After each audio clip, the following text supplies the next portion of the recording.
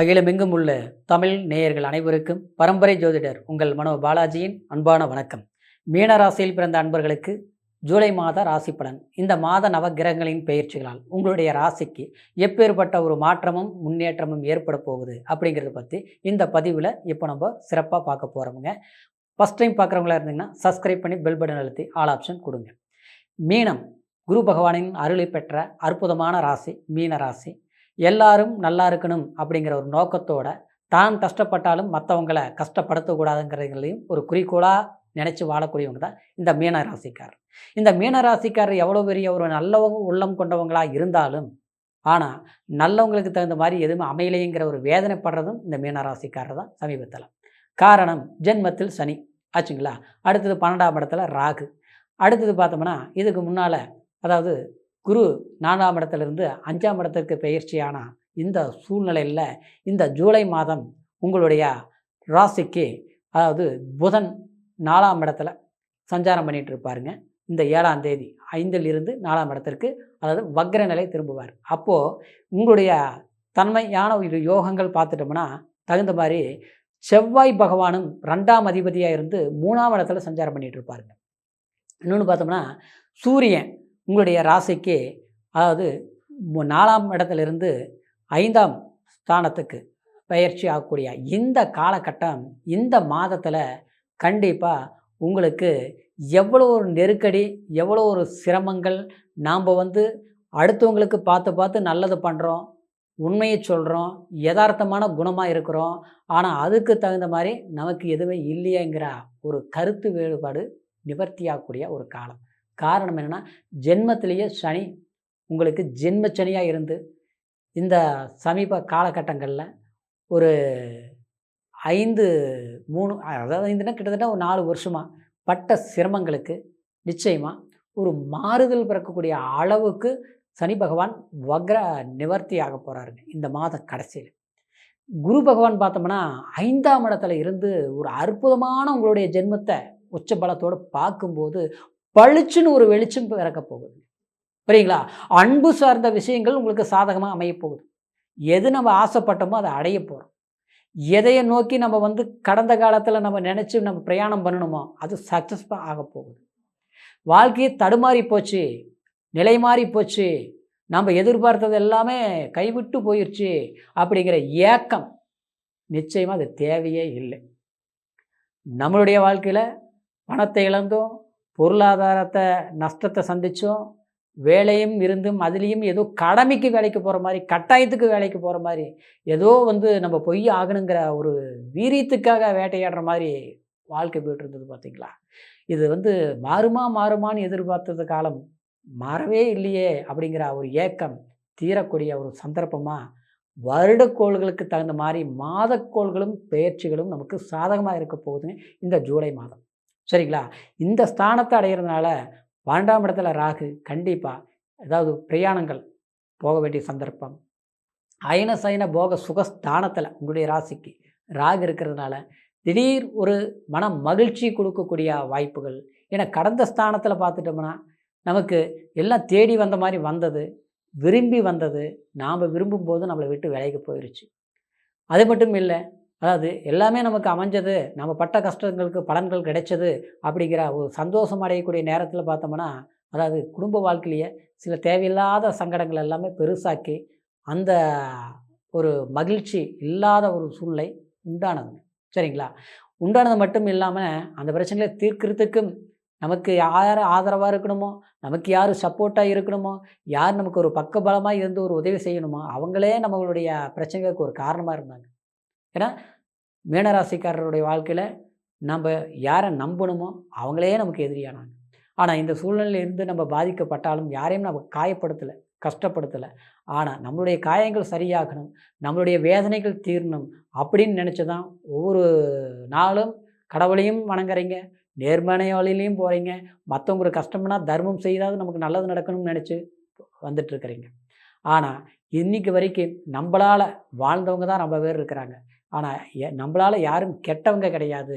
ஆனால் நாம் கெட்டவங்களாக இல்லாமல் நம்மளை கெட்டவங்கள நினைக்கிறாங்க மற்றவங்க அப்படின்னு ஒரு வருத்தமெல்லாம் உங்களுக்கு தேவையே கிடையாதுங்க. சரிங்களா. ஏன்னா நேரம் கெடும்போது சில நல்லவங்களுக்கும் சில சோதனைகள் வரும். அதே நேரம் சரியாகும்போது எவ்வளோ ஒரு பலவீனமாக இருந்தால் கூட ஒரு மனிதன் கண்டிப்பாக அவங்களுக்கு ஒரு யோகத்தையும் ஒரு அதிர்ஷ்டத்தையும் கொடுத்து கண்டிப்பாக இந்த கிரக பயிற்சிகளால் அவங்களுடைய ஒரு நல்ல வளர்ச்சி அடைஞ்சிருவாங்க. சரிங்களா? அப்போது நீங்கள் எந்தெந்த விஷயத்தில் பாதிக்கப்பட்டீங்கன்னா, பண ரீதியிலையும் பாதிக்கப்பட்டீங்க, வேலை சம்மந்தப்பட்ட ரீதியிலையும் பாதிக்கப்பட்டீங்க. அது மட்டும் கிடையாது, பாசம்ங்கிற திருமண வாழ்க்கை சம்மந்தப்பட்ட ரீதியிலையும் சிரமங்களை அனுபவிச்சு கடந்து வந்துட்டுருக்கிறீங்க. சரிங்களா? ஆனால் இந்த கடந்து வர்றத விட அதையும் தாண்டி வந்துட்டுருக்கிறீங்க. இன்னொன்று பார்த்தோம்னா, அதாவது ஆரோக்கிய ரீதியில் கூட சில தொந்தரவுகள் ஏற்பட்டுட்டு உண்டு. ஆரோக்கியங்கிறது நமக்கு பெரிய நோய் இல்லை, நொடி இல்லை, கஷ்டங்கள் இல்லை. ஆனால் ஒரு செல்சிலிப்பு இல்லை. மருந்து மாத்திரையை சாப்பிட வேண்டிய சூழ்நிலை. ஒரு நேரத்தில் இருக்கிற தெம்பு, தைரியம், துணிச்சல் மறு நேரத்தில் இல்லை. ஏதோ இழந்த மாதிரியே இருக்குங்க. ஹாஸ்பிட்டலுக்கு போய் வைத்தியங்கள் பார்த்தாலும் ஒன்றும் நோய் இல்லை, நொடி இல்லைன்னு தான் டாக்டர் சொல்கிறாங்க. ஆனால் நமக்கு ஏன் இப்படி இருக்குது? எல்லாமே நமக்கு ஒரு பலவீனம் அடைஞ்ச மாதிரி இருக்குது. நைட்டு படுத்தோம்னா சரியான தூக்கங்கள் வரமாட்டேங்குது. யோசனை பண்ணுற மாதிரியே இருக்குது. இதெல்லாமே இது ரொம்ப நாளாக இல்லைங்க. இப்போ இந்த 1 1/2 வருஷமாக தான் ரொம்ப கஷ்டமாக இருக்குங்க அப்படின்னு சொல்லுவீங்க மீனராசிக்கார். இந்த சூழ்நிலை எல்லாமே கிரக பெயர்ச்சிகளால் தான் இந்த மாதிரி தடுமாற்றத்தையும், இந்த மாதிரி ஆரோக்கிய தொந்தரவுகளையும், மனக்கசப்புகளையும் உருவாகிறது. இந்த கசப்புகள் கண்டிப்பாக தீர வேண்டிய ஒரு நேரமாக வந்திருக்கு. 5ல் குருவோட சுக்கிரனும் உங்களுக்கு பார்த்தோம்னா கரெக்டாக 6ஆம் இடத்துக்கு பயிற்சி 5ஆம் இடத்துல இருக்கிறாரு. 6ஆம் இடத்துக்கு பயிற்சி 7ஆம் தேதி. இதெல்லாமே நமக்கு ஒரு நல்ல முன்னேற்றமான ஒரு காலம். சரிங்களா? குழந்தைகளால் நன்மைகள், குலதெய்வத்தினால நன்மைகள், நம்ம முன்னோர்களால் நன்மைகள் அப்படிங்கிற ஒரு ஸ்தான பலத்தை அடையக்கூடிய ஒரு வாய்ப்புகள். சரிங்களா? இதனால் நிச்சயமாக நீங்கள் எதிர்பார்த்த ஒரு மகிழ்ச்சி உருவாக போகுது. அதுக்கு உண்டான முயற்சிகள் எடுங்க. ஆனால் ஜென்மத்தில் சனி இருக்கக்கூடிய இந்த காலகட்டத்தில் ஆரோக்கியத்தில் கொஞ்சம் அக்கறை எடுத்துக்கணும். வண்டி வாகனம் போக்குவரத்தில் கொஞ்சம் கவனம் எடுத்துக்கணும். ஃப்ரெண்ட்ஷிப் பழக்க வழக்கங்கள் அறவே வேண்டாம். யாரை நம்பினாலும் உங்களுடைய ஏமாற்றங்களை சந்திப்பீங்க. சரிங்களா? அடுத்தது இன்னொன்று பார்த்தோம்னா, கொடுக்கல் வாங்கல், கடன் வாங்கின கடனுக்கு கட்டுறது சிரமமாக இருக்கும். கொஞ்சம் நெருக்கடிகளாக இருக்கும். அதே மாதிரி எவ்வளோ சம்பாதிச்சாலும் மிச்சம்ங்கிறது இல்லை. வரவுக்கு மிஞ்சிய செலவுகள் 10,000 வந்தாலும் பத்தல, ரூ. 1,00,000 வந்தாலும் பத்தலைங்கிற நிலைமையாக தான் இருக்கும். அதையும் தாண்டி சில நேரங்களில் கடன் வாங்க வேண்டிய ஒரு சூழ்நிலை உருவாகிட்டு இருக்கும். இது எல்லாமே கடந்த காலத்தில் இருந்து இந்த ஜூலை மாதத்தோட நிவர்த்தி ஆச்சு. இனிமேல் நமக்கு எல்லாமே ஒரு அளவுக்கு மட்டும் இல்லை, ஓஹோங்கிற அளவுக்கு நம்ம வளர்ச்சி அடைய போகிறோம் நினச்சி பிரார்த்தனை பண்ணி சனி பகவானை வணங்குங்க. அதாவது உங்களுடைய அமைப்பில் பார்த்தோம்னா நிச்சயமாக பெருமாளை வணங்குங்க. ஏன்னா புதன் வக்ர நிலையில் இருக்குது. சரிங்களா? இந்த 2 வழிபாடுகள் மட்டும் செய்யுங்க. குலதெய்வத்தில் கண்டிப்பாக ஏதாவது பிரார்த்தனை வச்சுருந்தீங்கன்னா தவறாமல் குலதெய்வம் கோயிலுக்கு போயிட்டு வாங்க.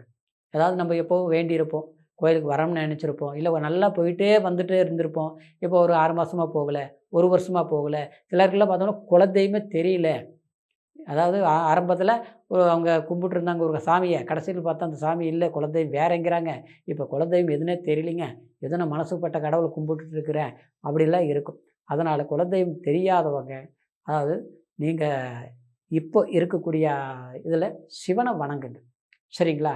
தாயோட வர்க்கத்தில் அம்மனை வழிபாடு பண்ணிகிட்டு இருக்கிறாங்கன்னா அம்மனை வழிபாடு பண்ணுங்க. இந்த பிரார்த்தனைகள் செய்யுங்க. மீனராசியுடைய இந்த ஜூலை மாதத்தில் சில மாற்றங்கள் மட்டும் இல்லாமல் அற்புதமான ஒரு முன்னேற்றமும் ஏற்படக்கூடிய ஒரு காலமாக இருக்க போகுதுங்க. இப்போ சொன்ன பலன் கோட்சார அடிப்படையில், உங்களுடைய ராசியின் அடிப்படையில் நான் பலன்களை சொல்லியிருக்கிறேன். சரிங்களா? ராசிங்கிறது பிறந்த நம்மளுடைய சந்திரனை வச்சு நம்ம பலன்களை இது கணிச்சிருக்கிறோம். ஆனால் பிறப்பு ஜனன ஜாதகத்தில் தான் லக்னம், அது மட்டும் கிடையாது, தசா புத்தி, அந்தரம், அதே மாதிரி இப்போ சூட்சுமம், இது எல்லாமே முழுமையான பலன்களை பிறப்பு ஜனன ஜாதகத்தை தான் நம்ம தெரிஞ்சுக்க முடியுங்க. அப்போது பிறப்பு ஜனன ஜாதகத்தையும் ஒரு முறை நீங்கள் பார்க்கும்போது உங்களுடைய எதிர்காலத்தில் எந்த மாதிரி யோகங்கள், கடந்த காலத்தில் பட்ட கஷ்டங்களுக்கு என்ன தோஷங்கள், இப்போ இருக்கக்கூடிய சூழ்நிலையில் என்ன முடிவுகள் எடுக்கிறது, என்ன தசாபுத்திகள்ங்கிறது உங்களுடைய பிறப்பு ஜனன ஜாதகத்தை தான் முழுமையாக தெரிஞ்சுக்க முடியுங்கிறதுனால உங்களுடைய ஜாதகத்தை ஒரு முறை பாருங்கள்.